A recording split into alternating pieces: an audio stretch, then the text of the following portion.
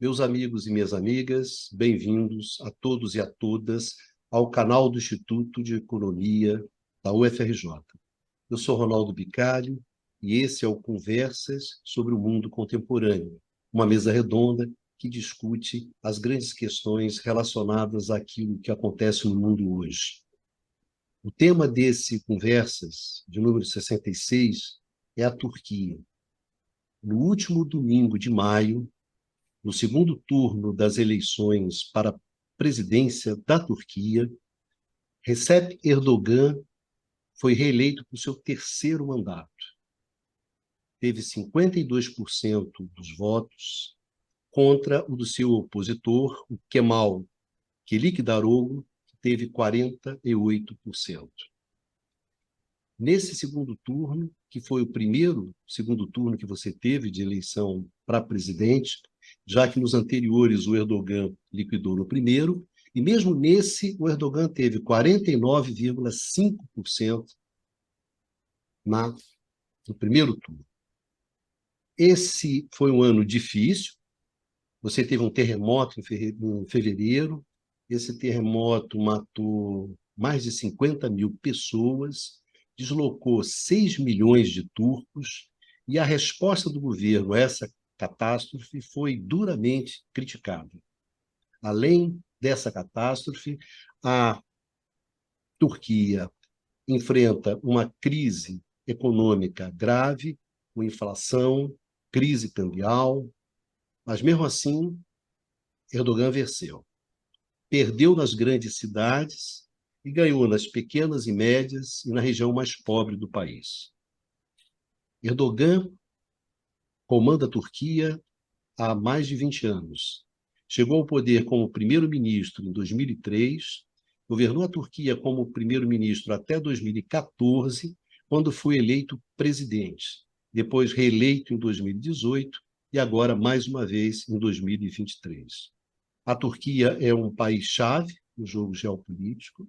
Erdogan, sem dúvida, é um ator relevante no cenário internacional, e é justamente essa Turquia e esse Erdogan que a gente vai debater aqui no Conversas sobre o Mundo Contemporâneo. A maior preocupação nossa é justamente com a dimensão econômica. A questão que se coloca é se Erdogan, ou Erdogan, como alguns gostam de chamar, vai conseguir entregar para essa parcela mais pobre, mais do interior da Turquia, aquilo que ele prometeu nas eleições. Então, bem-vindos ao Conversa sobre o Mundo Contemporâneo e bem-vindos a esse debate sobre a Turquia e essa figura bastante marcante hoje no cenário internacional, que é o Recep Tayyip Erdogan. Senhores, bem-vindos. Em primeiro lugar, estamos aqui com a nossa mesa tradicional. Tudo bem, Luiz Carlos Delorme Prado? Muito tempo, né, que a Bem, gente demorou um certo tempo a fazer esse. Tivemos a nossa data FIFA também, né, Pradinho? né? Estamos retornando na data FIFA, né? Gravando aqui quinta-feira, até agora metade do tempo do Flamengo, o Flamengo perdendo, o que é preocupante, mas é muito bom a gente retornar aqui a gravação de um tema tão instigante quanto esse. Obrigadinho, Pradinho. Eduardo Baixa. E aí, Eduardinho? O Fluminense voltou ontem, né, empatando com o Atlético. Tá complicado, hein? Situação do tricolor, se inverteu muito nos últimos 50 dias. Mas agora o Luiz Carlos nos brindou com essa boa notícia, que o Clube de Regatas do Flamengo tá perdendo, eu não estava Até sabendo, agora, até agora, até até agora. agora, até agora. Então, é isso. Renova essa esperança. Nossa, essa esperança, né? Às vezes o pessoal faz crítica que a gente fica conversando aqui sobre futebol, né? Mas, gente, a gente queria fazer mesmo era uma mesa sobre futebol, né, Numa? A gente queria fazer, e não uma sobre relações internacionais. Então, como não deu para fazer futebol, a gente está aqui, né? Podia estar roubando, podia estar saltando, mas estamos aqui, né? Estamos aqui fazendo essa mesa sobre questões internacionais. Numa Mazati, tudo bem, Numa? Você é palmeirense, não é, Numa? Sou no Brasil, pelo menos. Ele é Ah, Bordeaux. perdeu ontem para o Bahia, né? Perdeu ontem pro Bahia. E o Botafogo ganhou hoje, não sei como, a duras penas do Cuiabá, um espetáculo meio deprimente, mas enfim, é o futebol, são as coisas. Gente, vamos trabalhar, senão o pessoal vai ficar criticando aqui. Pô, para de falar sobre futebol, rapaz, vai falar sobre o que vocês têm que falar. Então vamos lá trabalhar. E lembrando para vocês, sempre que vocês podem encontrar esse programa no formato de podcast. Vocês procuram por canal IE-FRJ, qualquer um desses tocadores, esses players, né, que você tem de podcast, e você encontra esse programa no formato de podcast para você ouvir sossegado lá quando você está no meio das suas obrigações. É isso aí. Bom, vamos começar. Pradinho, a Turquia. Eu vou começar, Bicalho, dando um pouquinho de uma visão histórica para o nosso ouvinte, para quem nos está assistindo. O que é a Turquia? Primeiro, a Turquia é o herdeiro do Império Otomano, que surge lá pelo século XIII e que é de uma importância capital na história do mundo contemporâneo. Ele, no seu apogeu, ele ocupava não apenas a área que é a Turquia atual, mas dominava toda a maior parte do norte da África, a Síria, chegando, fazendo fronteira com os principais impérios da região. Até para nós, aqui nas Américas, a história do mundo otomano é importante, porque uma das razões da viagem de Colombo, tanto dos portugueses quanto dos espanhóis em direção às Américas, é que o Mediterrâneo estava em parte ocupado pelo Império Otomano, e foi uma tentativa justamente de evitar o Império Otomano dentro desse contexto. Mas isso é uma longa história. O que nos interessa é que a Turquia moderna ela começa depois da Primeira Guerra Mundial, em 1923, quando o Império Otomano se desagrega e é criado o Estado Nacional Turquia, termina o regime, inclusive o sultanato, todas as características anteriores da Turquia, e assume Mustafa Kemal, que foi um grande modernizador da Turquia. É um movimento, o líder de um movimento chamado Jovens Turcos, nas Forças Armadas da Turquia, que pretendia que, depois do fracasso da Turquia, com referência no final do século XIX e na Primeira Guerra Mundial, que tenta fazer uma modernização muito grande do país. Então, a Turquia, é importante chamar a atenção, é um país islâmico, mas não é árabe, fala-se turco, se escreve o turco hoje em caracteres latinos, no passado era em caracteres árabes, mas hoje em caracteres latinos. É um país que tem, durante muito tempo, a maior parte quando era o Império Otomano era de europeus, a maior parte do império era na Europa. Hoje é um país islâmico mais moderno, com a população, principalmente das grandes cidades, com hábitos muito próximos dos hábitos europeus, uma renda per capita elevada para os padrões latino-americanos, não tão elevado quanto os países da Europa Ocidental, US$ 30.000 em paridade de poder de compra, o que significa mais do que o dobro da renda per capita. Mais do que o dobro, não, a renda per capita brasileira é em torno de 11 mil, aproximadamente 3 vezes a renda per capita brasileira. É um país industrializado, com uma base industrial forte. A sua exportação tem um componente industrial bastante significativo. Então, e tem essa importância de ser um país da OTAN, mas, ao mesmo tempo, muito envolvido nas questões tanto do Oriente Médio quanto com relações próximas com a Rússia e com os países asiáticos, inclusive os países asiáticos, de passado, língua e cultura é, turca, que é um aspecto importante dessa Europa Central. Bem, colocado dentro desse contexto, nos últimos 20 anos, nesse período do Erdogan, a Turquia teve um crescimento considerável. A renda per capita da Turquia cresce mais do que a média dos países industriais avançados, dos países da OECD. Então, a renda per capita da Turquia, em 2000, era mais ou menos 40% da renda per capita desses países industriais avançados. Agora, nos últimos, você pegou 2021, é aproximadamente 60%, quer dizer, é ainda inferior, mas cresceu muito em proporção, se aproximou muito dos países industriais avançados. A Turquia passa por um período de grande instabilidade econômica e a Turquia tem um histórico também de conflitos,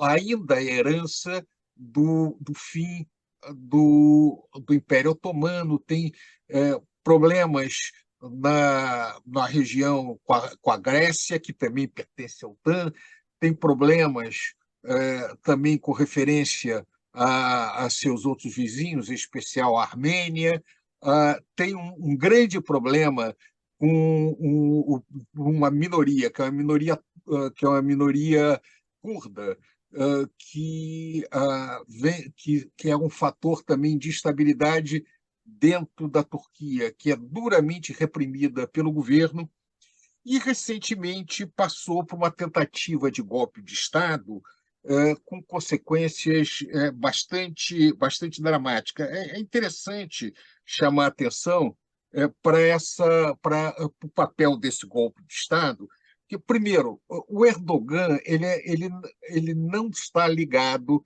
né, ele surge de um partido que é o AKP, o Partido Justiça e Desenvolvimento, que era oposição aos militares laicos que fizeram toda essa reforma da Turquia. O Erdogan se aproxima muito da Turquia mais tradicional, mais religiosa, do qual esses militares reformistas se opunham. Nesse processo de ascensão do partido de Erdogan, ele fez aliança com os setores tradicionais do islamismo.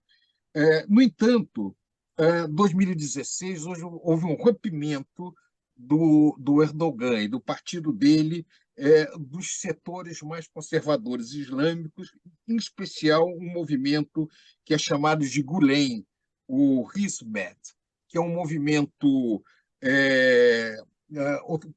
que tem raízes no sufismo otomano, que teria tentado dar um golpe de Estado, inclusive com segmentos das Forças Armadas. Esse golpe não foi bem sucedido e o resultado foi uma dura repressão. Em torno de 130 mil pessoas foram presas ou demitidas, militares, juízes, acadêmicos e vários outros.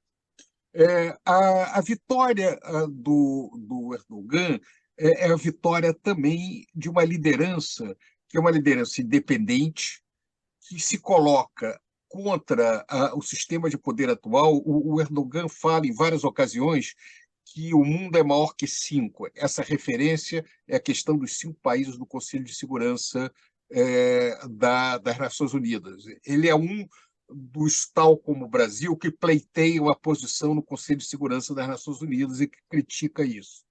Embora seja na OTAN, já falei, ele tem relações fortes com a Rússia e se coloca sempre numa posição de dependência com referência aos Estados Unidos. Por isso, ele é um país chave para o mundo contemporâneo, chave nas relações com o Irã, as relações com a Arábia Saudita. Ele é importante também pela posição para sua posição dentro do NATO, e agora com os conflitos na Ucrânia ele é fundamental. No meio desse cenário todo, apesar de, como eu falei para vocês, o país de renda per capita elevada, ele vem passando por uma profunda instabilidade econômica. E, apesar dessa instabilidade econômica e do recente terremoto, o Erdogan foi vitorioso e ele será, sem dúvida, um personagem muito importante nas transformações que o mundo atual, que o mundo contemporâneo está vivendo. Vamos seguir. Passo Obrigado. Valeu, Pradinho. Baixa, a questão econômica é uma questão chave no meio desse momento turco, né?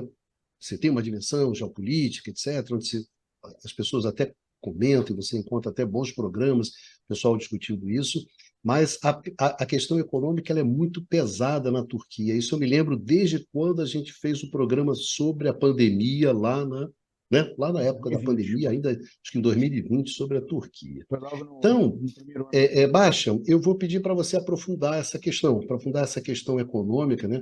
O que está pegando pesado na questão econômica turca, né? E por que esse é um dos grandes desafios do Erdogan, né? Dos grandes desafios, como é que ele vai encontrar as soluções e tentar enfrentar esse problema. É isso aí, Bastianzinho. Bem-vindo! E vamos lá para o jogo. Vamos lá. Bom, Micalha, a moeda turca vem sofrendo desvalorização em relação ao dólar norte-americano desde 2018, tá? Se a taxa de câmbio ali da lira turca para o dólar era de 3,75, aproximadamente 3,75 liras turcas por dólar no começo de 2017, tá? No final de 2020, estava perto de 8 liras turcas por dólar no final de 2020. Em 2018, é verdade que houve uma onda de desvalorizações cambiais em vários países emergentes, inclusive a Argentina, sobre a qual nós falamos, né, essa nova fase de grave crise cambial e de balanço de pagamentos. A Argentina tem um marco ali justamente no começo de 2018. Tá? Era um momento em que estava havendo uma política de elevação dos juros nos Estados Unidos, isso impactou várias moedas emergentes, tá? Mas a lira turca foi das moedas mais afetadas. E esse processo não cessou em 2020.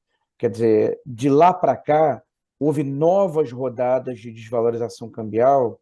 Eu vou até colocar aqui o dado, o gráficozinho.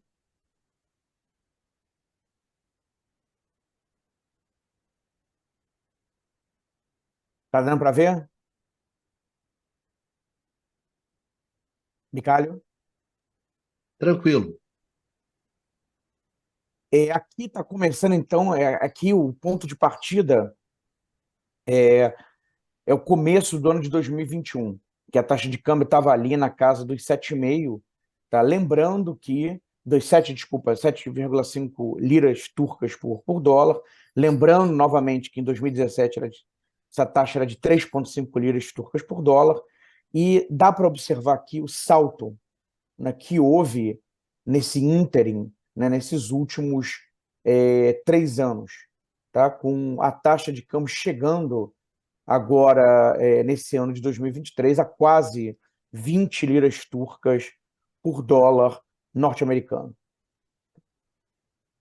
Um impacto de um processo de desvalorização cambial dessa ordem é um impacto inescapável na inflação. E, de fato, houve um salto da inflação na Turquia nesses últimos anos. Aqui está compartilhando?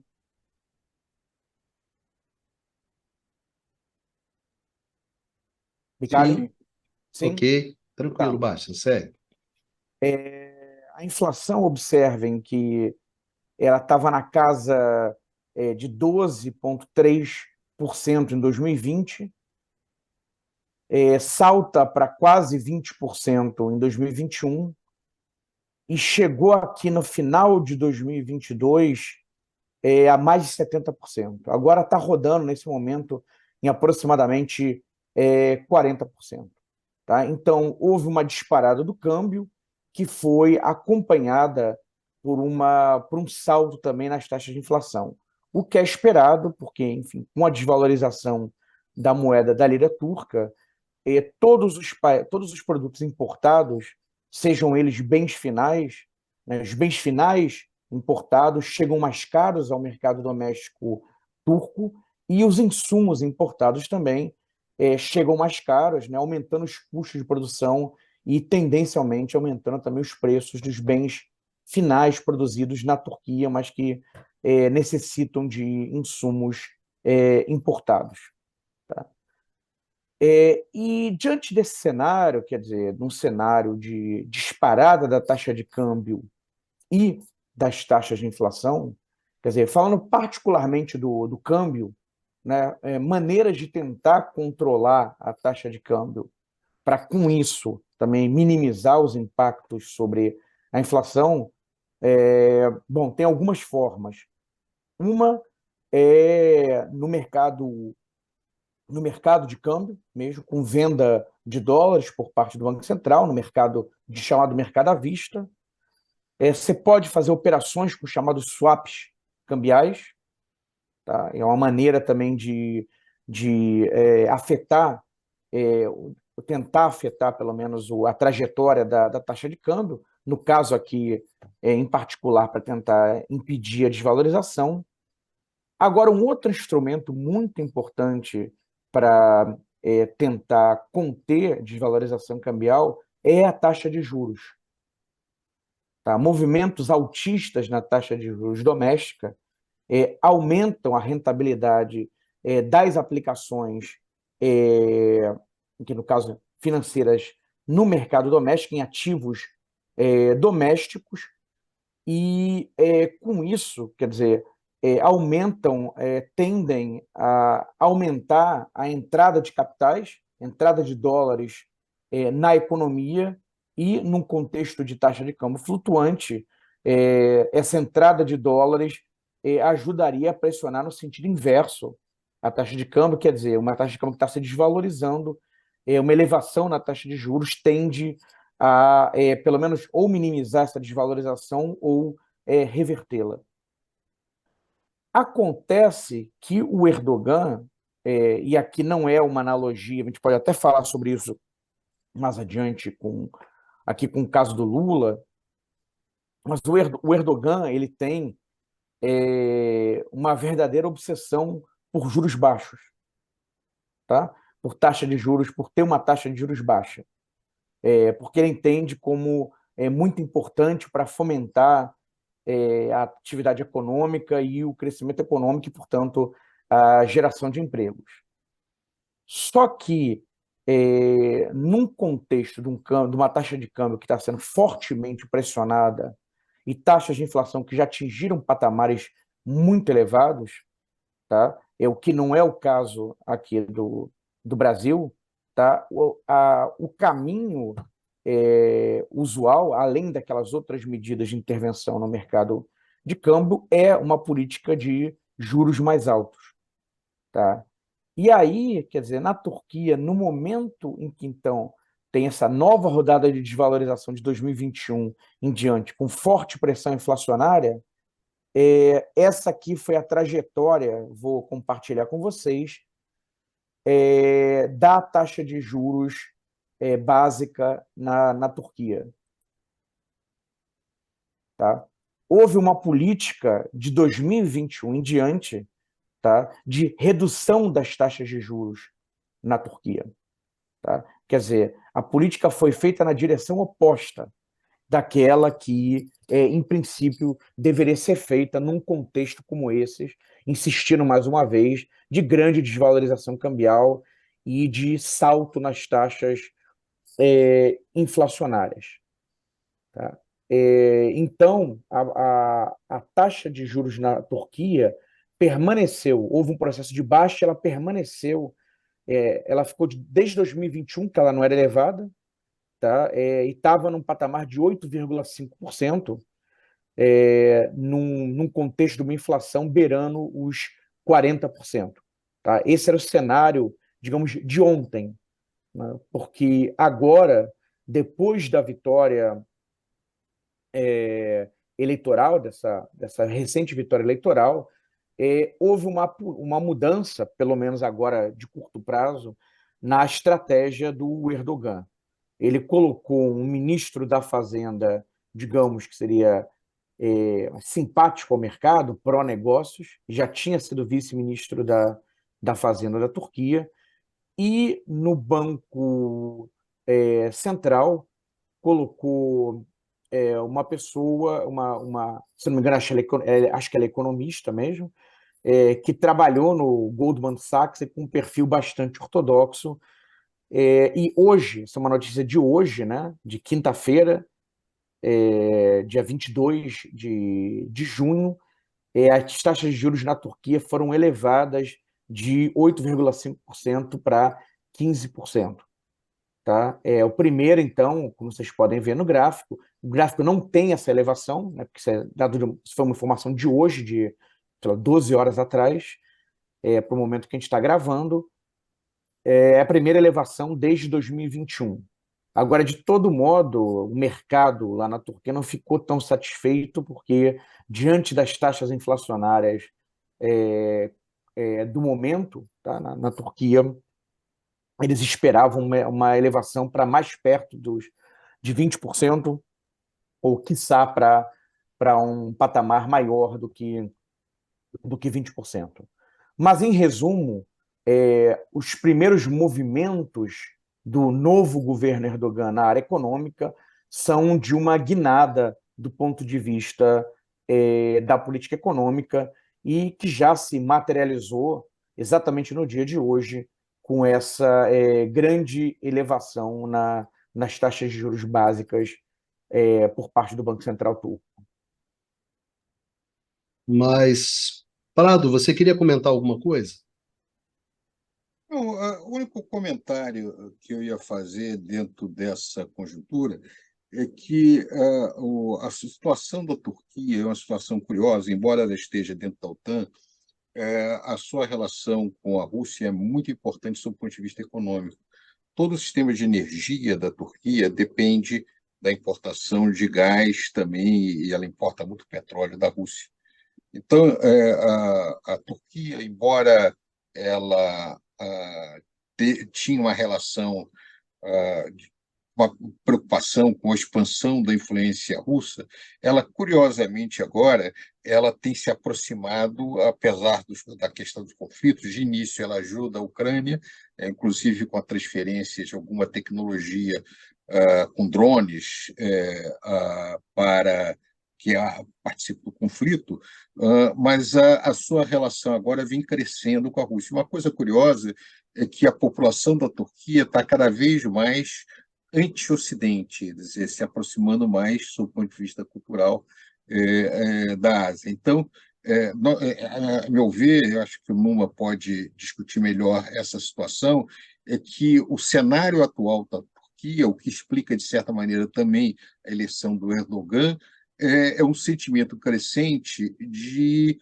afastamento do Ocidente. Se, por um lado, no passado, a Turquia tinha um pouco de fantasia de se unir à União Europeia, o que nunca foi aceito, agora a reação é um pouco de afastamento da União Europeia.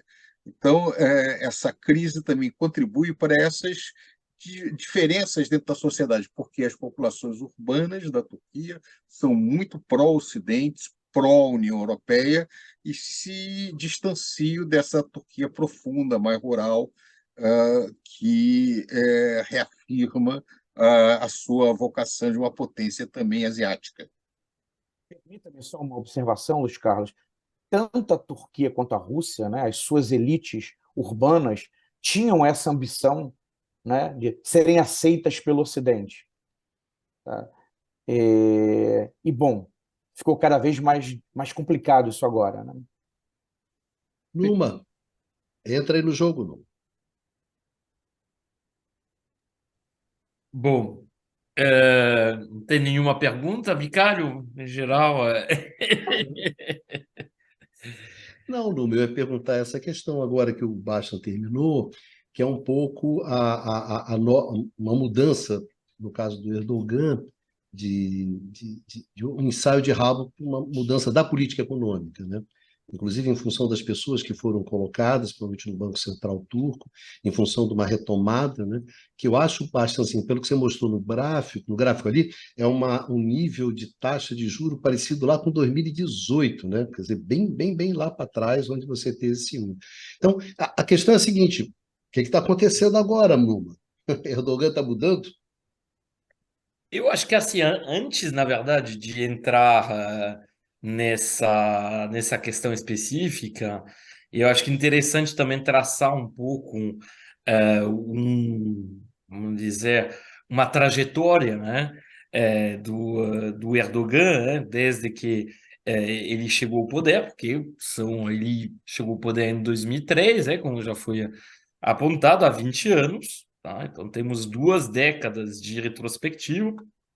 E desse ponto de vista, eu acho que assim, alguns dados são interessantes, depois é importante também fazer tentar, né, chegar a umas explicações, né, sobre essas mudanças de tendências. O que a gente observa é que a Turquia, ao contrário, por exemplo, do que é observado na América Latina, onde tivemos, como já foi sublinhado em muitos outros programas e como é bem sabido dos nossos seguidores, e a América Latina tem oscilações muito grandes do seu padrão de crescimento econômico, se a gente for olhar um retrospectivo das 4 últimas décadas, tá? Começando, vamos dizer, a partir de 82, aí da onda de crises de balanço de pagamento. Se a gente olha o que acontece na Turquia nessas últimas 4 décadas, uma coisa que já fica muito diferente do padrão latino-americano e que, olhando para as médias de crescimento, né, nessas 4 últimas décadas, média por década, a gente vê que na década de 80 a Turquia cresceu uma média de 4 anual, né, de 4,2%. Na década de 90, uma média anual de 4%. Na década de 2000, uma média anual também de 4%, e que teve até um aumento na década de 2010 para quase 6%, bom, em 5,9%. Então, o que a gente observa, primeiro, é que, comparado com a América Latina, a Turquia cresceu muito mais nesse período. Inclusive, o processo de convergência, de catch-up, que já foi sublinhado pelo Luiz Carlos, né, na fala sobre a renda per capita em relação aos países industrializados, né, que se aproximou do padrão dos países industrializados, e o reflexo, né, desse crescimento acima do crescimento, da taxa de crescimento mundial e muito acima da taxa média de crescimento dos países centrais. Então, a Turquia não chega a ter um crescimento tão acelerado quanto certos países asiáticos, mas ultrapassa certamente boa parte do resto da periferia e os países centrais. Então, isso é um primeiro ponto. Tá? E isso até meio curioso, porque se a gente for olhar a questão política, bom, o Luiz Carlos nos fez uma aula de história da Turquia, e como a gente pode observar, pelo menos até a chegada do Erdogan em 2003, a história turca, depois do fim vamos dizer, do período Kemal Atatürk, é marcada por uma grande instabilidade. Você tem múltiplos golpes de Estado, golpes militares, né? De 81, por exemplo, mas tem muitos. Então, tem uma certa instabilidade política que é característica da Turquia e que tem a ver com essas contradições fundamentais que já foram apontadas tanto pelo Luiz Carlos, quanto agora também pelo Eduardo, quando ele falou dessas aspirações, né, vamos dizer, da burguesia urbana. Você tem um problema fundamental, né, na Turquia. Você tem uma heterogeneidade da estrutura produtiva, que é um reflexo também numa heterogeneidade da sociedade turca. Tá? Da sociedade turca, particularmente em relação à sua visão de inserção internacional, em relação à sua visão de futuro de país. Tá? Então, você tem, de fato, uma parcela importante da população que até recentemente era rural. O fenômeno de exódio urbano foi muito grande e foi um dos elementos que, aliás, puxou o AKP, enfim, o partido do Erdogan, né, para o poder. Ou seja, a chegada nos espaços urbanos de um contingente muito grande de pessoas oriundas das regiões rurais, em geral bastante conservadoras nos seus modos, na sua relação, por exemplo, com a religião, na sua visão sobre a própria organização da sociedade turca.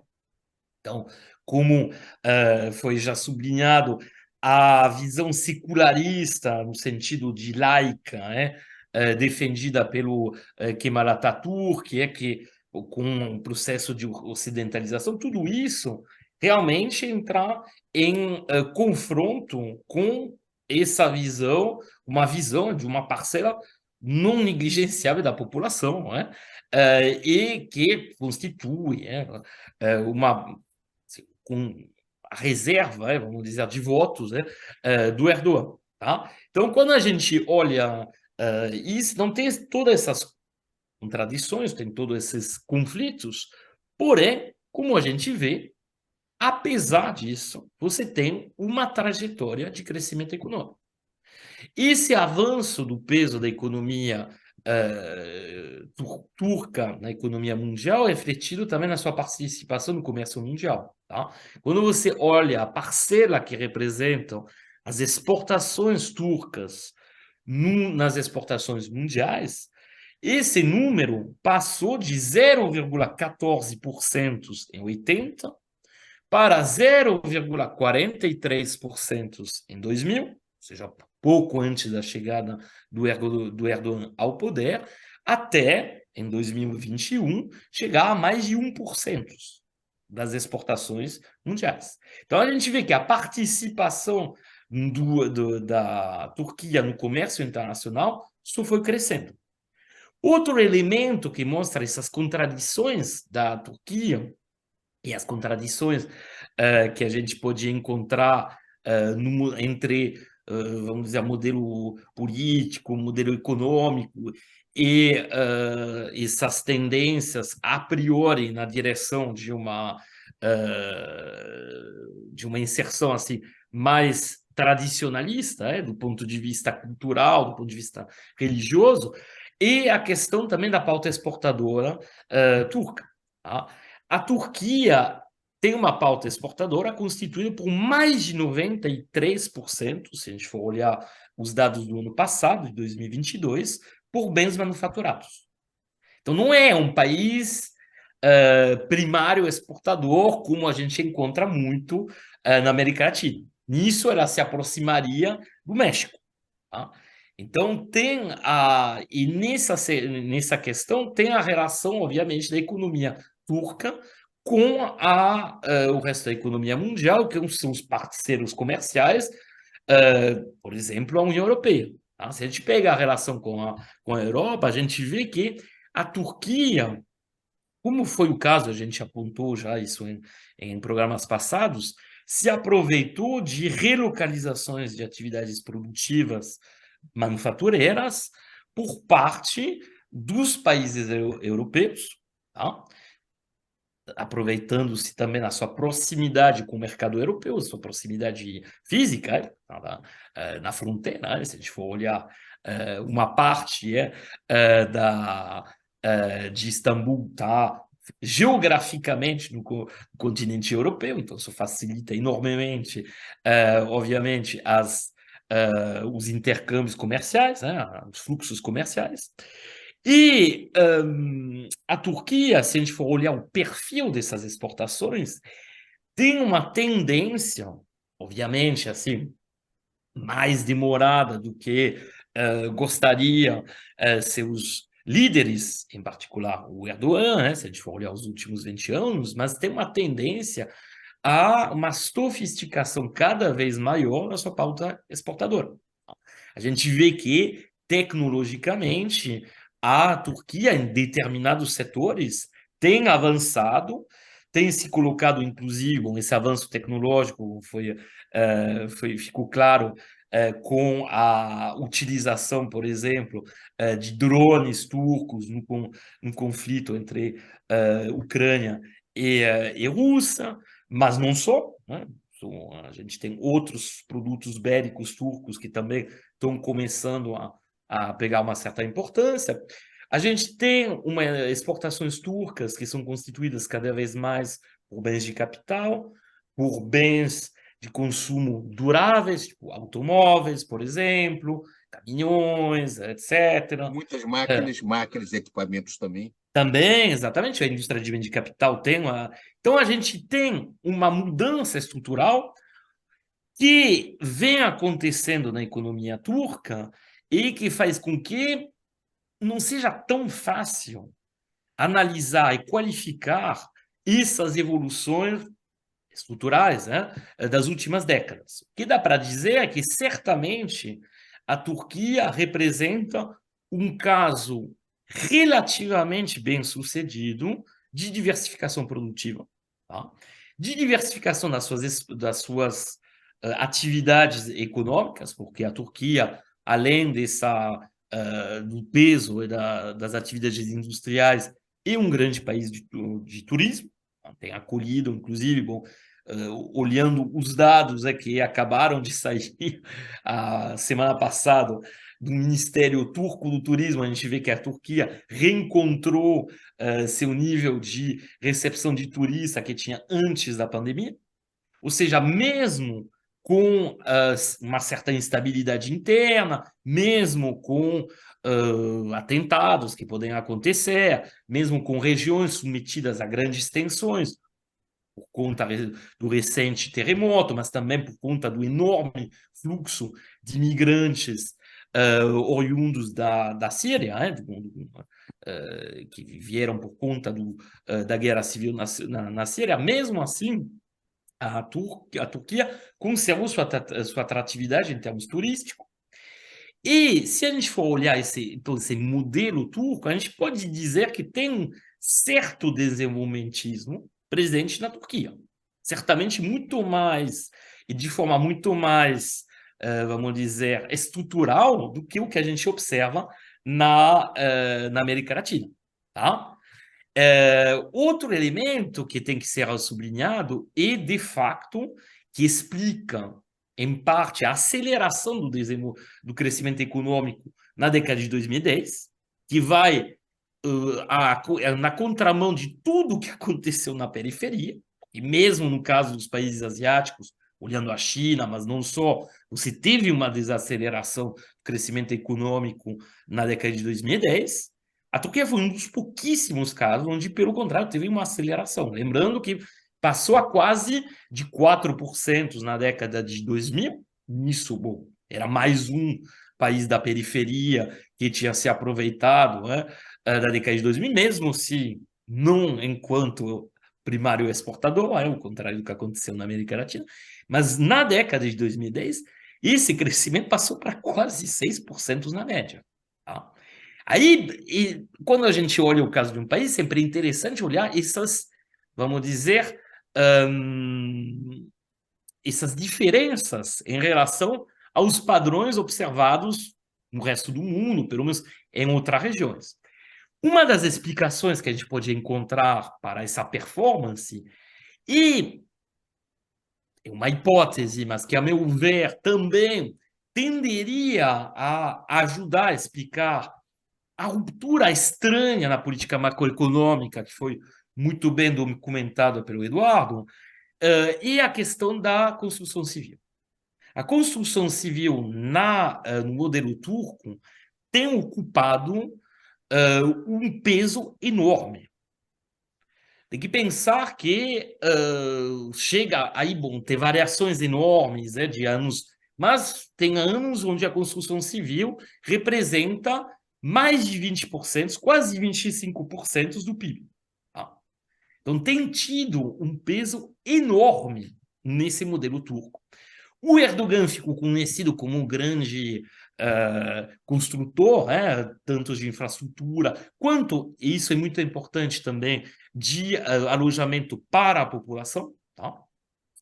E, de facto, uma das razões que foi, pelo menos assim, utilizada para justificar a queda dos juros observado pelo Eduardo, que levou e que há essa situação de desvalorização do câmbio em relação às outras moedas, que levou a um aumento considerável da inflação, porque tem que pensar que a inflação, na verdade, era bastante controlada, no caso da Turquia, tá? Se você olhar de 2004, ou seja, um ano seguindo a chegada ao poder do Erdogan, até 2019, basicamente, você tem uma taxa de inflação na Turquia que é abaixo de 10%. E nisso tem um padrão muito similar, muito próximo ao que você vai encontrar em outros países da periferia, por exemplo, no Brasil. Tá?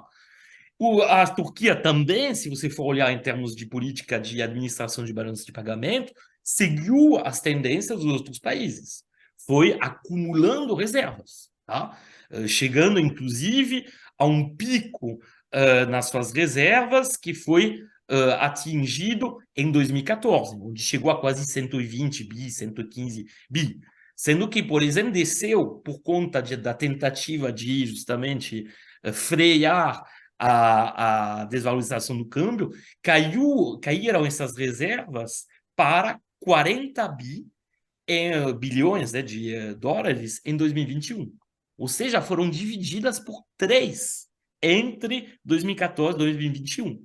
Ou seja, por que diabo a Turquia, que até então tinha seguido esse padrão meio geral na periferia, de acumulação de reserva, de administração do câmbio, o famoso câmbio sujo, para justamente assim evitar episódios de aceleração inflacionária, por que diabo a Turquia mudou de um dia para outro esse modelo?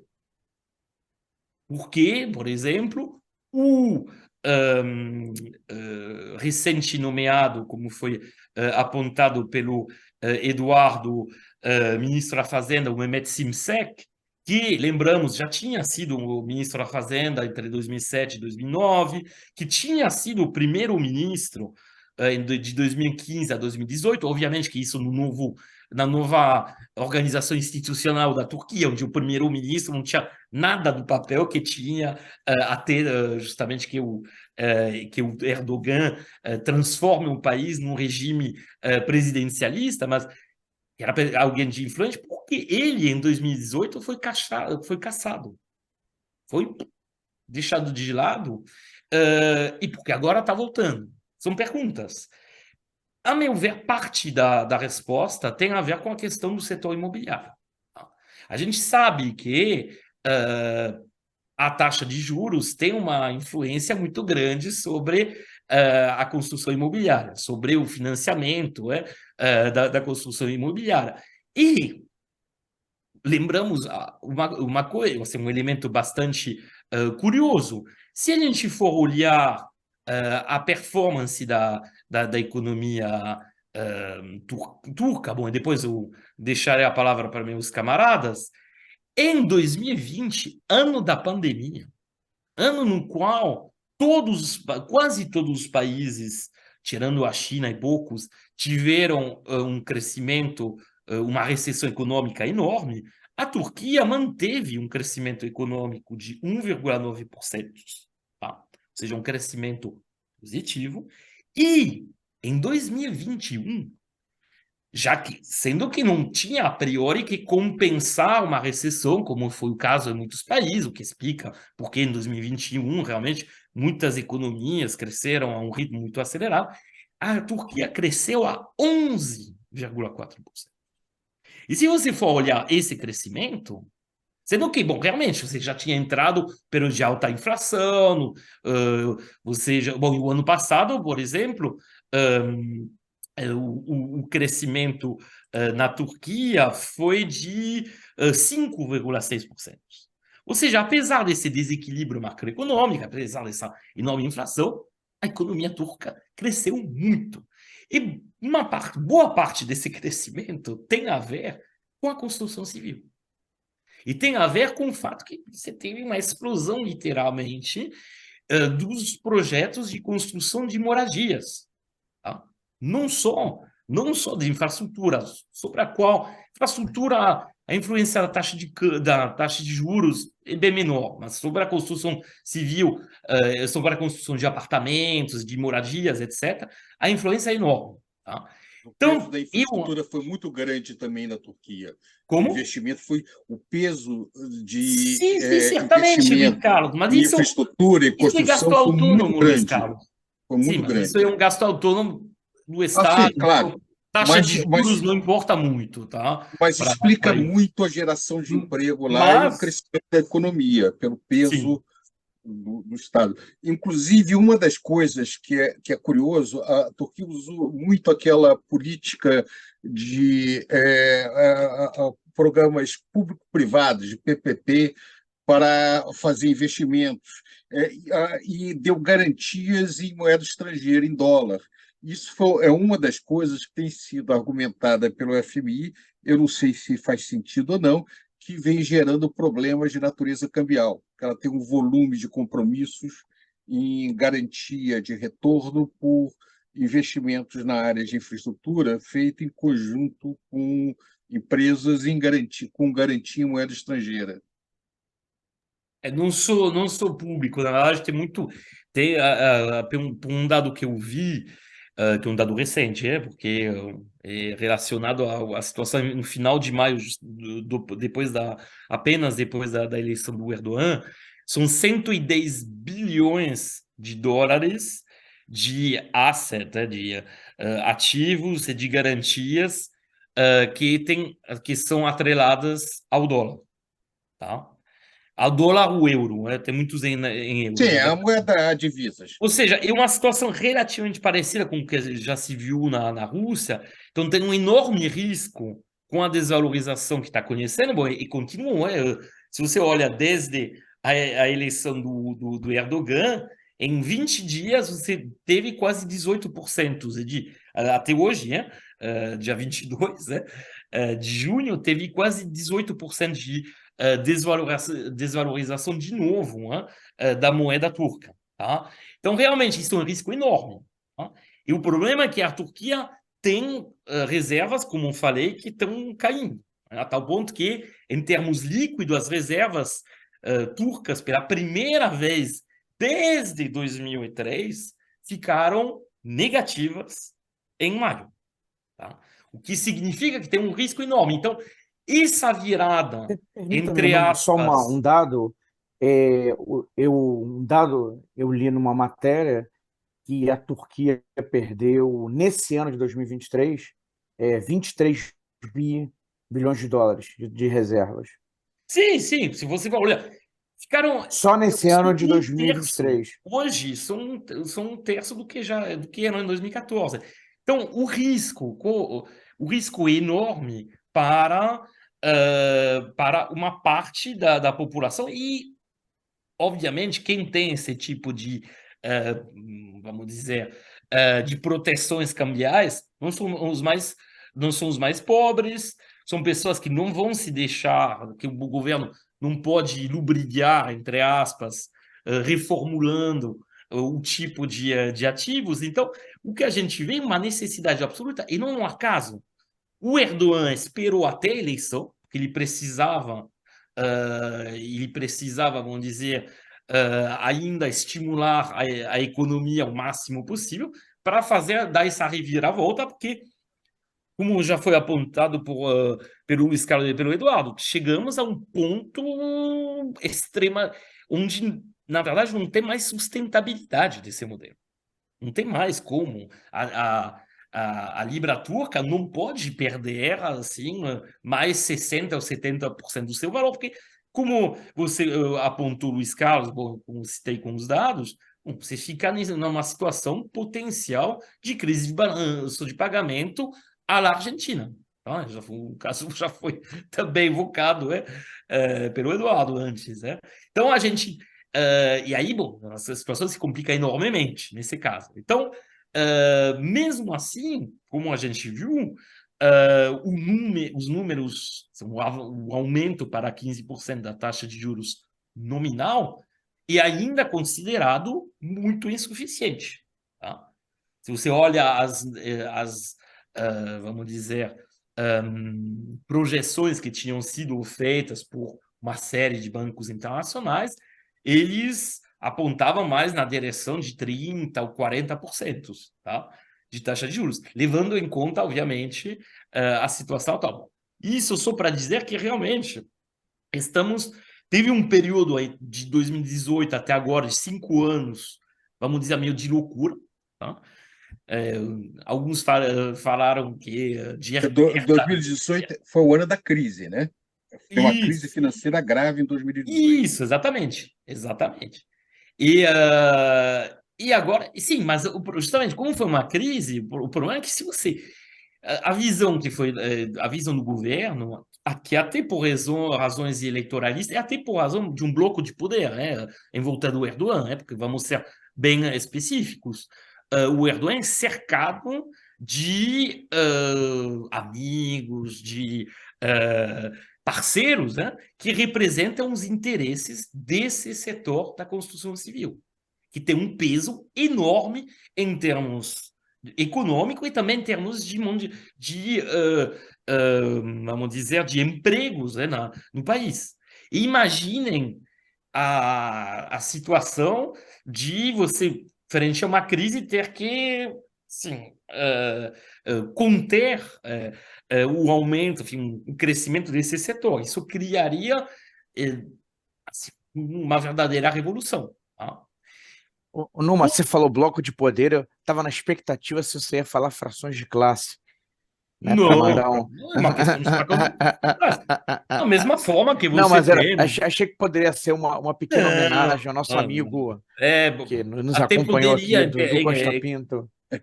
mas Mas antes de passar a palavra para o Baixa, que o Baixa queria comentar, queria lembrar isso, né? Porque a eleição ela foi uma eleição dura, né? A oposição, lá no segundo turno, com o Kilik Daroglu, uhum, bateu 48%, né? Venceu nas grandes cidades, venceu na costa também, enfim. Então, houve um determinado momento ali onde havia uma perspectiva de vitória, né? De vitória da oposição. Então, ali naquele momento, quer dizer, eu acho que era difícil para o Erdogan sinalizar, né, qualquer tipo de mudança ou alguma coisa que ele iria fazer, que ele está fazendo agora, né? O grande discurso era o discurso da Turquia, se eu não me engano, é o sim, século da República, não é isso que vai comemorar agora, uma série de coisas ali, muito mais nesse sentido do que na questão econômica, né? É um pouco assim o momento Levi do Erdogan, não é isso, se você quiser colocar isso. Mas vai lá, Baixazinho. só poderia fazer uma pequena observação antes da Sim, sim, intervenção claro. do Eduardo, que é a seguinte: Mas não é uma pequena de é, 15 minutos, né? quando. Não, não, não, vai ser bem rápido. Quando eu falei de modelo desenvolvimentista, neodesenvolvimentista, né, no caso da Turquia, e bem no sentido, nos modelos desenvolvimentistas que você teve na América Latina, tradicionalmente, da década de 50 até, basicamente, meados da década de 70. No caso do Brasil, até mais tarde, até a crise da dívida. Por quê? Porque, na verdade, não tem um Estado social que foi desenvolvido pelo Erdogan. Tá? Se você for olhar, não tem, não tem seguro de desemprego de verdade na Turquia. tá? Se você for olhar, assim, comparado com os países da OCDE, não tem esse sistema. Você tem um sistema de aposentadoria que também é relativamente muito desigual e coloca na prática uma parcela grande dos aposentados na dependência da solidariedade familiar. Tá? Você tem uma enorme desigualdade na distribuição de renda, que não foi melhorado, pelo contrário, pelo Erdogan, mesmo se houve uma consolidação da classe média urbana, classe média alta urbana. Tá? Então, na verdade, assim, o Erdogan, ele não tinha tanto, não tem essa parte tão social para ostentar. E quando a gente pensa, por exemplo, na questão dos salários, na questão do salário mínimo, que tem um peso grande lá, você não tem uma indexação. A tal ponto que você teve um primeiro aumento, se não me engano, de 30% no início do ano. Recentemente, antes da eleição, foi anunciado outro aumento de 55%, que mais ou menos assim compensavam a parte da inflação do ano passado e a inflação desse ano, mas foi muito foi muito realizado do ponto de vista meio eleitoralista, tá? Então, nesse sentido, isso explica por que a eleição foi tão apertada, teve uma perda de uma parte do apoio da população que tinha o Erdogan. E essa perda ela se encontra muito nos funcionários públicos, bom, aqueles que não foram depurados, porque não esqueçamos que mais de 300 mil foram mandados embora, e já professores universitários, magistrados, etc., quadros do Estado, depois do suposto golpe de Estado gulinista, mencionado já pelo Luiz Carlos, né? Mas o resto, enfim, os funcionários públicos tiveram uma perda enorme de poder aquisitivo, tá? E depois, assim, também assim, os trabalhadores menos qualificados. Tá? Então, na verdade, assim, se você for olhar, boa parte da população tem esse problema. Tá?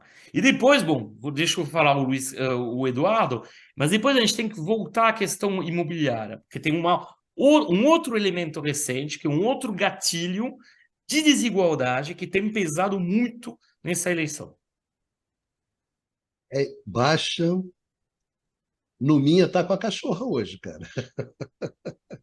Agora, isso me lembrou da cena do ex-técnico da seleção brasileira, Adenor Bach, o Tite, fazendo aquele fala muito. Fala muito. Vai lá, Baixazinho. Bom, são alguns pequenos adendos, tá? A partir dos elementos muito interessantes que o Numa trouxe. Bom, a política de taxa de juros baixa é acompanhada, né, de tentativa de controlar o câmbio por meio daqueles outros instrumentos, né, pela venda de reservas internacionais e swaps cambiais. Então, na verdade, como o Banco Central turco não usava desse expediente de elevação de taxa de juros na tentativa de atrair capitais, abria mão de um dos caminhos Baixazinho, possíveis. posso te fazer uma pequena perguntinha, dar uma colher de chá para o pessoal que acompanha a gente? Quer dizer, controlar o câmbio, venda de reservas é uma coisa intuitiva, né? Você vende, o preço não sobe. Mas swap cambial, uma palavrinha só Isso para daria explicar ao para. Não, é um pessoal. tipo de papel, e aí é com aposta no câmbio futuro. Tá? Enfim. Aí teria, na verdade, isso poderia abrir para uma seara que ficaria mais complicada. Tá? Acho que a gente deixa para uma outra oportunidade.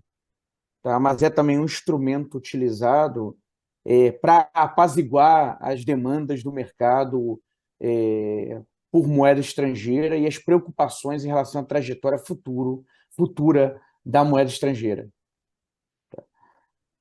Mas, enfim, o ponto é que eu queria salientar é que já que se abriu mão de utilizar os juros, pelo contrário, eles foram conduzidos, né, na direção contrária do que se poderia esperar em relação a uma moeda que está se desvalorizando muito, e aí o Numa fez essas observações super interessantes em relação ao mercado imobiliário e à economia política do modelo da Turquia do Erdogan, acabou sobrecarregando os outros instrumentos. Tá? Então, daí essa grande perda de reservas internacionais que houve no passado recente, né, na Turquia, essa perda enorme que houve do montante que chegou a ser bastante elevado de reservas internacionais que a Turquia tinha acumulado. Essa é a primeira observação. Então, quer dizer, já que você não utiliza um instrumento, sobrecarrega os outros, né? Dos caminhos, das estratégias possíveis para tentar controlar o câmbio, quer dizer, controlar a desvalorização cambial, no caso específico turco. E sem sucesso, na realidade, né? Porque a taxa de câmbio continuou se desvalorizando bastante. Tá? O segundo elemento, quando a gente fala do impacto inflacionário, né, muitas vezes fala-se sobre a inflação, que a inflação é ruim para os mais pobres, que a inflação é ruim para o trabalhador. Isso não necessariamente. Tá? Quer dizer, isso é muitas vezes vendido na mídia, né, tradicional, né, como um caminho, como algo natural, né? Quer dizer, a inflação será ruim para os trabalhadores, enfim, para os mais pobres. Bom, isso acontece, aí pegando o último gancho do Numa, quando os salários não estão protegidos da inflação. Né? Se os salários estiverem crescendo por cima da inflação, tá? Se eles estiverem indexados ou até superindexados, a inflação não é ruim para os trabalhadores. Ele pode até estar ganhando com a inflação. O que interessa, no fundo, da inflação é qual vai ser o impacto final redistributivo do processo inflacionário. Tá? E aí o Numa chamou atenção para essa perda de salário real que os trabalhadores vêm sofrendo em função da inflação alta na Turquia, o que, concordo inteiramente com ele, enfraquece a base de apoio do Erdogan, porque é a inflação, portanto, tendo, sim, um efeito deletério do ponto de vista das condições sociais. Tá? E o terceiro ponto é sondado, né, Numa comentou da relação da economia turca com a Europa, tá? Dados de 2021 da UNCTAD, que é um órgão das Nações Unidas para Comércio Internacional, Comércio Exterior e Desenvolvimento, os maiores parceiros os maiores parceiros os maiores destinos das exportações turcas em 2021, em primeiro lugar a Alemanha, em terceiro aparece o Reino Unido e em quarta a Itália. Tá? Então, estou considerando o Reino Unido um país europeu, tá? Ainda que não faça mais parte da União Europeia, mas isso mostra dos 5 mais 3 países da Europa. Completam a lista os Estados Unidos, em segundo lugar, que não é Europa, e o Iraque, curiosamente, em quinto lugar, também não é Europa. Eram essas as minhas realmente, verdadeiramente breves observações. Deixa eu fazer um comentário aqui no meio da situação. Como a gente está falando para um público amplo, bastante diversificado, e a Turquia é um país que o pessoal aqui no Brasil ouve pouco, eu gostaria de botar um pouquinho, chamar um pouco a atenção para a importância do país. Se fala agora, há muita discussão na internet sobre o mundo multipolar. Quando você fala em mundo multipolar, um dos países que aparece nesse cenário é a Turquia. A Turquia faz parte do G20, tem um PIB alto, tem uma posição estratégica dentro desse cenário. Ela é, em parte, ocidentalizada mas, por outro lado, é um país islâmico e tem uma tradicional liderança com o Islã sunita, e agora está tendo uma posição muito importante nas relações com a Rússia, que é uma relação histórica, e com a Europa. Por exemplo, uma das questões recentes da Turquia foi a compra de sistemas de defesa da Rússia, em vez de comprar da OTAN. Então, você pega na internet algumas das discussões relativas a isso, que, se por um lado a Turquia tem uma base muito importante americana, por outro lado, a posição dela entra em conflitos com alguns interesses americanos também muito grande. Então, essa posição dúbia é, da Turquia é muito similar a um tipo de posição também de países como a Índia, como o Brasil e vários outros que têm que lidar de maneira relativamente independente num mundo com grandes potências que são uma ameaça a seus interesses. Agora, por outro lado, eu acho que o Numa tocou Observação, num Luiz Carlos, ponto. nos termos que você usou numa conversa informal comigo, né, que é interessante, a Turquia ela é da OTAN, mas ao mesmo tempo ela segura a OTAN, Assim, né? é, Então, nesse é, sentido, ela tem um papel muito importante. porque a OTAN também não pode abrir mão da Turquia pela posição estratégica que ela tem. Além disso, a Turquia, na Europa, é o país, sob o ponto de vista militar, e forças de terra mais fortes. Ela tem uma força armada maior do que a Inglaterra, ela tem uma capacidade militar invejável. Então, tem que chamar um pouco a atenção também desse cenário e dessa característica. Finalmente,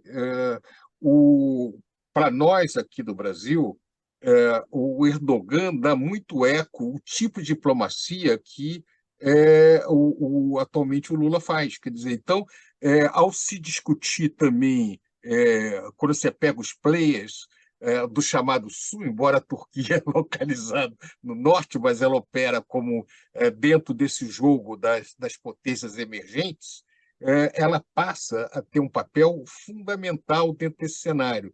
A recente aproximação da Arábia Saudita com o Irã, que é uma coisa completamente inusitada, puxada pela China, a posição da Turquia nesse cenário é muito importante também, porque também a Turquia, por um lado, é sunita como a Arábia Saudita, mas a Turquia e a Arábia Saudita disputam a liderança do mundo islâmico sob muitos aspectos, né? A velha rivalidade otomana árabe, que é muito forte, né? Da mesma maneira, a rivalidade otomana-persa com relação ao Irã. Então, eu acho que é importante chamar a atenção que, se nós queremos entender o mundo contemporâneo e a inserção do Brasil no mundo contemporâneo, sair um pouco daquilo que normalmente é discutido na imprensa, que é muito centrado na Europa e nos Estados Unidos e algumas coisas, é muito importante para a discussão, para o entendimento do que está acontecendo no mundo atual. Por isso, eu acho importante falar para o nosso público que isso pode parecer chato, mas é da maior importância para que nós possamos compreender o que está ocorrendo no mundo. Numa, É isso. Fala, Numa. Sim. Então, só me permitir assim prolongar os argumentos do Luiz Carlos, né? E acho que depois a gente pode voltar brevemente à questão a questão interna, né? Como a se relaciona. De fato, o projeto do Erdogan claramente como já foi apontado, de restabelecer de uma certa forma essa influência otomana. E que não esqueçamos, se exercia até o Maghreb, ou seja, que abarca, que na prática assim representava um verdadeiro império assim em volta É o do Maghreb, ali o norte da Mediterrâneo. África, né? Aqueles países, Argélia, Isso, Tunísia, exatamente, exatamente. Até o atual Marrocos, Marrocos. exatamente. Bom, e na parte europeia ia até os Balcãs, até a A atual. influência dos Balcãs sempre foi muito forte do mundo Exatamente. Bom, e não esqueçamos que, bom, parou em Viena, no final do século XVII, esse avanço do otomano. Então, Eles De uma foram certa duas vezes forma, derrotados em Viena, né? exatamente, exatamente. Politicamente, assim, historicamente, o Império Otomano ele representou assim um avanço de um domínio de uma civilização islâmica que foi muito rápido, foi um pouco assim uma espécie de reflexo do que tinha sido 7 séculos antes o avanço islâmico da religião islâmica, né? Que na época era, obviamente, tinha sua raiz na Península Arábica, mas se a gente for pensar, por exemplo, a Arábia Saudita, historicamente, tirando esse esse período inicial, onde nem existia a Arábia Saudita, do século 8, 9, né? Bom, a Arábia Saudita não representa historicamente um poder importante na região. Ela passou a ser muito recentemente, na segunda metade do século XX, por conta da renda petrolífera. Tá? Já o caso da Pérsia é diferente, mas enfim. Bom, mas se a gente for olhar o projeto do Erdogan, é esse, de restabelecer essa influência, tentando, na verdade, usar o fato que na polarização sunita-xiita, que tradicionalmente, de fato, opunha o Irã a xiita, a Arábia Saudita, a sunita, bom, a Turquia, apesar de ter uma população na sua maioria sunita, é mais de 80%, né? Não é tão marcado assim. Você tem uma visão, e aliás, o Erdogan é sempre muito, assim, sempre toma muito cuidado com isso. Ele se apresenta como um líder do mundo muçulmano. Nunca, não usa termo xiita, termo sunita, porque a visão dele é de ser uma espécie de unificador desse espaço e de Opa. representar um polo de modernidade na sua capacidade de inserção justamente com o Ocidente. O que você quer? Dialogando Não com a tradição, porque ele não tenta impor à população a modernidade forçada dos novos turcos, ou como aconteceu lá no Irã no sim, passado. Então, de alguma maneira, ele tenta incorporar a tradição, mas também dialogando com a modernidade. Então, nesse sentido, é uma posição muito peculiar. sim, e o resgate, a ênfase na questão otomana não é por acaso. O Império Otomano era um império. E na sua estrutura imperial, não havia imposição religiosa. Tudo bem, se você for olhar no espaço, por exemplo, da ex-Yugoslávia ou do espaço balcânico, você teve na Albânia, no Kosovo, na Bósnia e Herzegovina atual, você teve assim conversão de populações locais, mas não foram conversões forçadas. Tem uma estrutura imperial, e nessa visão imperial, você deixa cada um com sua língua, cada um com sua cultura e cada um com a sua prática religiosa. Então, a ênfase na questão otomã é importante nisso. A ideia do Erdogan é ser o líder, uma espécie de líder neo-imperial, no sentido de cada um fica com sua versão, por exemplo, do Islã, e não entrar justamente em uma tentativa de impor uma versão assim uniformizante do Islã. Isso é muito importante. Tá? E quando você, Luiz Carlos, falou da questão da inserção geopolítica turca, de fato, e como foi sublinhado por Eduardo, não somente a Turquia tem uma posição meio que nem a Índia, ou seja, consegue uma espécie de não alinhado, mas é muito mais do que um não alinhado. Se a gente for pensar, a Turquia, como já foi apontado pelo Eduardo, ela faz parte da OTAN e, ao mesmo tempo, junto Potenta. com a China, com a Índia e com os Emirados Árabes, é um dos 4 países da onde, atualmente, está sendo realizada a reexportação de petróleo russo. 10% das exportações de petróleo bruto russo atualmente passam pela Turquia. Depois de mais ou menos 40% para a China e para a Índia. Né? Depois, na Turquia, vão passar por um processo de transformação e assim fogem das proibições de importação de petróleo bruto em proveniência da Rússia, que foram adotadas pela maior parte dos países ocidentais. Tá? Então, E na a verdade, questão de turismo, Numa, só chamar a atenção, a Turquia está se beneficiando muito do turismo russo. E agora os sim, russos são mais bem aceitos na América, eles estão aceitando cartões de crédito russos, não, então não, é tem muito. vários resorts. Sim, sim, não, mas muito mais, muito além também da questão turística, simplesmente a Turquia é uma forma dos russos de sair do território. Sim, Tá? Da mesma forma que Dubai também se tornou os Emirados, né, de forma geral, se tornaram um lugar porque tem ainda linhas aéreas. É simples, né? sim. Você não tem mais hoje, bom, como já foi, eu tô atualmente na França, fazendo postdoc. Na França, você não tem mais como entrar na Rússia por via terrestre, mas, bom, vai ser relativamente tenso, de fazer isso, mas você não tem mais linha Agora, aérea. Então, recuperando a política de desenvolvimento. Isso é importante, porque a sim, Turquia também tem trens rápidos, tem trens de alta velocidade, várias linhas, e parte delas com financiamento da China, o que é interessante. sim.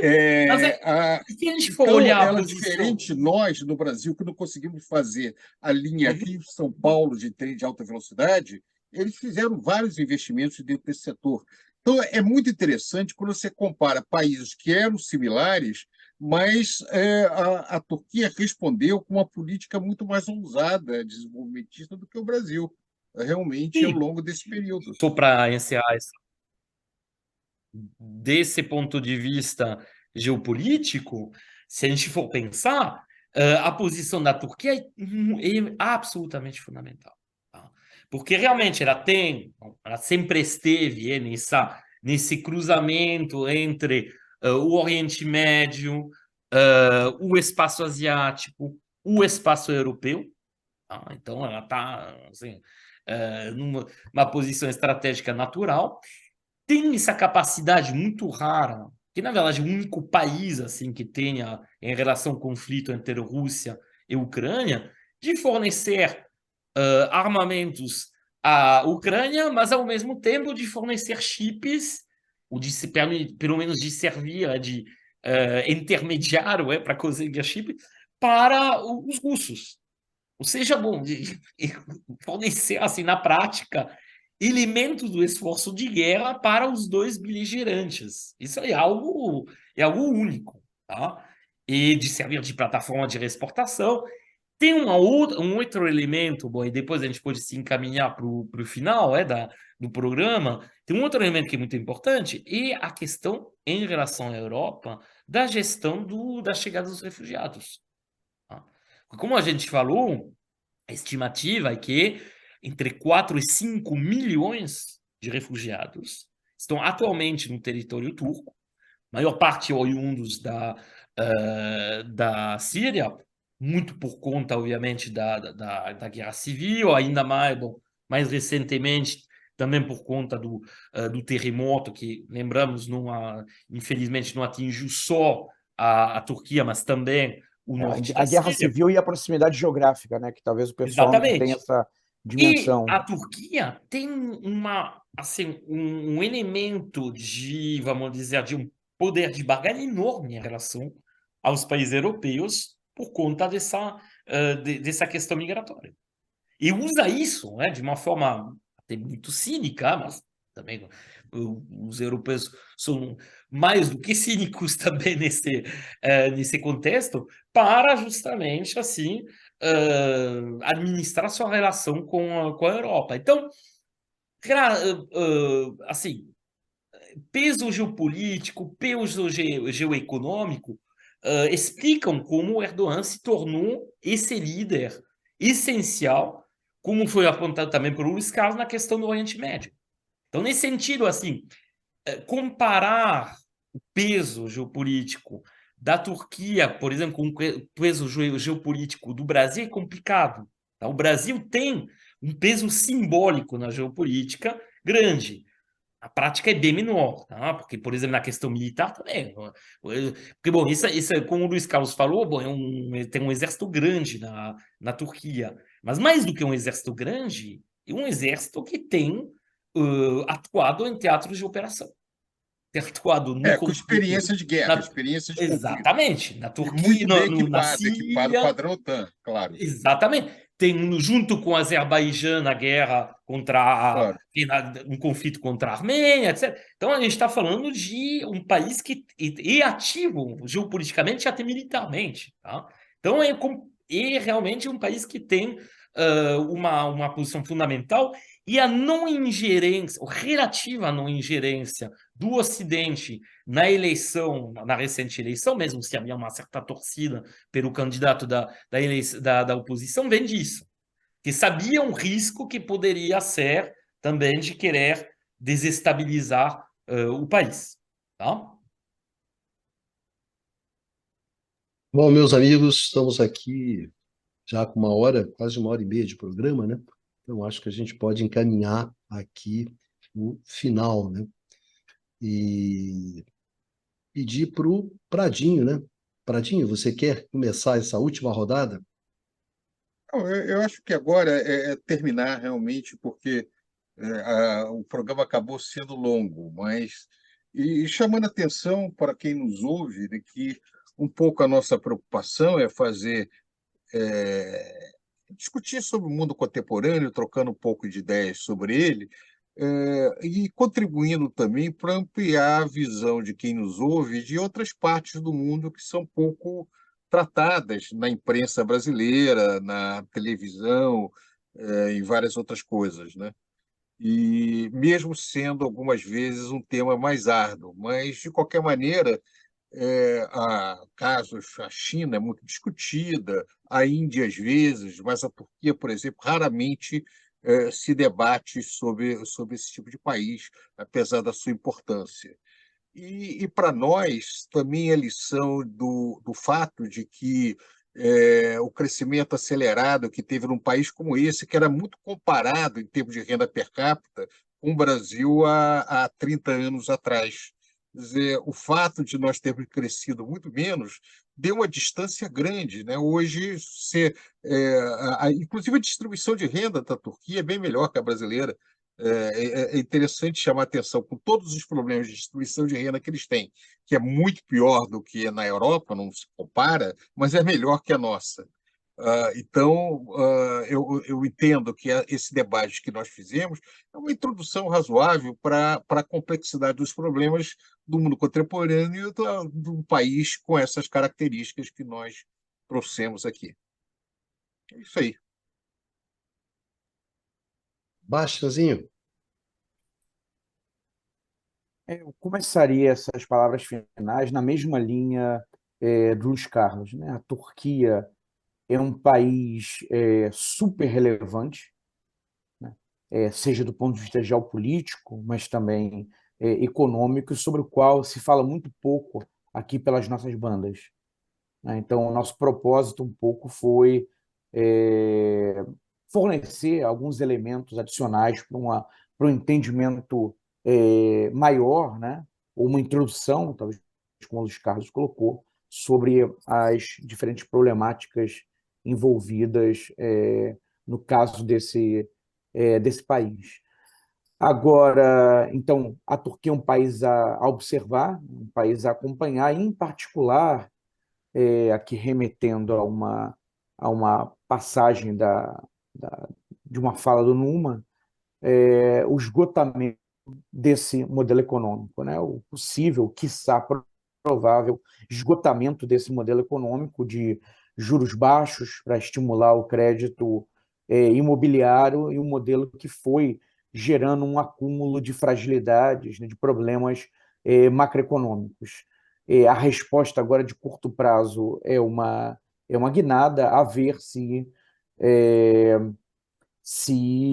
será mantida essa estratégia econômica será mantida nessa direção. De todo modo, é preciso, não, é, em alguma medida, se reinventar, né, porque esse modelo dos últimos anos provavelmente teve o seu canto do cisne agora nos últimos meses. Obrigado, Basta. Numa. breves considerações, né? Sempre.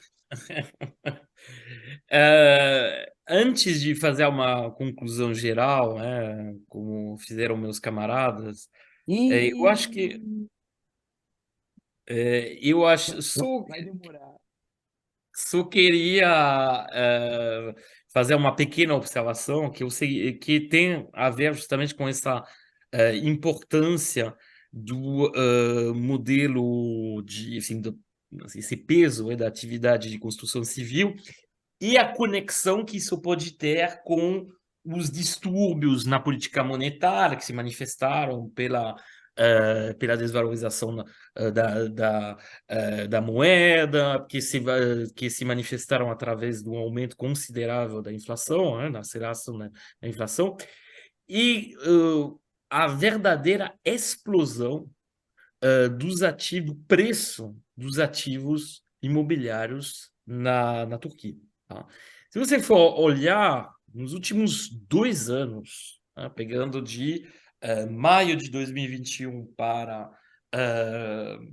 maio desse ano, você teve uma multiplicação em termos nominal por mais de 4 do preço dos imóveis na Turquia. Teve bastante inflação, mas em termos real é uma multiplicação por 2 do preço dos imóveis. Tá? E isso, na verdade, tem 2 fases. A primeira tem a ver com essa questão justamente vamos dizer, da desvalorização cambial, da inflação em si, porque, na verdade, os imóveis são enxergados como uma reserva de valor, assim, que vai ser muito menos atingida. Tem a ver com o fato que, desde o ano passado, o tipo de ativos que possuía uma proteção que oferecia, como a gente já falou, uma proteção cambial, ou seja, que era atrelado a um valor em dólar, não são quase mais propostos, porque justamente a ideia é de diminuir pouco a pouco a exposição do país a esse risco cambial. Então, não tem muita alternativa a não ser imóveis para investir, tá? E para ter uma reserva de valor. Outro fenômeno que a gente observou, que tem a ver aí mais recentemente com o terremoto, é que simplesmente os imóveis que foram construídos a priori, mais recentes, são construídos com uma proteção, assim, com normas antissísmicas, tá? Tem visto o seu preço literalmente a explodir. Tá? No caso, por exemplo, em Istambul, que sabemos que em Istambul é perto de enfim, é sujeito a um risco sísmico grande. Um dia, provavelmente, haverá um grande terremoto em Istambul. Esperamos o mais tarde possível, mas faz parte dos riscos. E lá na região de Istambul, por exemplo, no caso, desde que houve um terremoto, essas construções mais recentes, que possuem determinados certificados, etc., viram o seu preço ao metro quadrado ser multiplicado em termos reais, né, por mais de 3. Tá? Então, a gente tem verdadeiramente elementos que também explicam, e aí que a gente volta ao nosso balanço, não é? Essa perda de popularidade do Erdogan. Porque se você, obviamente, tem esses enormes aumentos dos imóveis, do preço dos imóveis, isso significa que esse mercado imobiliário passa a ser reservado às camadas mais ricas da população. E, basicamente, exclui a população, assim, uma classe média baixa e os menos, e a população de baixa renda. Tá? Então, isso é um fenômeno também que se torna problemático pelo Erdogan, porque seus maiores apoiadores são oriundos, em geral, dessa classe mais popular da população. Tá? E ele perdeu o apoio nos últimos 2, 3 anos por conta disso também, por conta dessa dificuldade, sendo que antes, pelo contrário, você tem um fenômeno de urbanização, mas uma urbanização que relativamente corretamente acompanhada de uma infraestrutura de imóveis. Ou seja, você não tem um fenômeno Tem algum fenômeno de favelização? Obviamente tem, mas sem nenhuma comparação possível com o que você vê, por exemplo, na América Latina. O problema é que, pegando o período mais recente, aí sim, se abre de novo vamos dizer, essa diferença entre as oportunidades de alojamento moderno, né, para a população de mais baixa renda e a disponibilidade assim prática desses imóveis. Ou seja, basicamente, a população vê surgir um monte de imóveis novos, o que não tem acesso a esses imóveis, tá? Então, gera muita frustração, baixa o apoio, etc. Então, o que a gente vê, e aí seria a conclusão, é que o modelo turco foi realmente muito bem sucedido pelo do Erdogan em termos de crescimento econômico. Se a gente for comparar na década de 2010, por exemplo, atingiu um nível de crescimento econômico digno dos países asiáticos, sem nenhuma comparação com a década perdida da América Latina, que basicamente estagnou nesse período. Tá? Então, só que uma série de contradições que a gente tentou apontar nesse programa foram aparecendo, contradições em termos de, vamos dizer, de conduta da política macroeconômica, contradições em termos estruturais, contradições em termos sociais e contradições em termos políticos.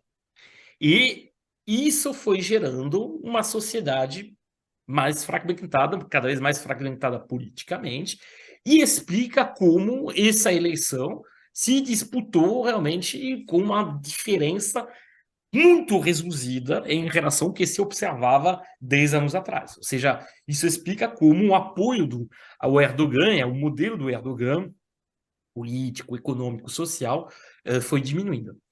Aí agora, vamos ver o que vai acontecer. A gente documentou essa reviravolta na política macroeconômica, vamos ver o que vai acontecer também em termos sociais, porque as exigências, por exemplo, de reconstrução depois do terremoto são enormes.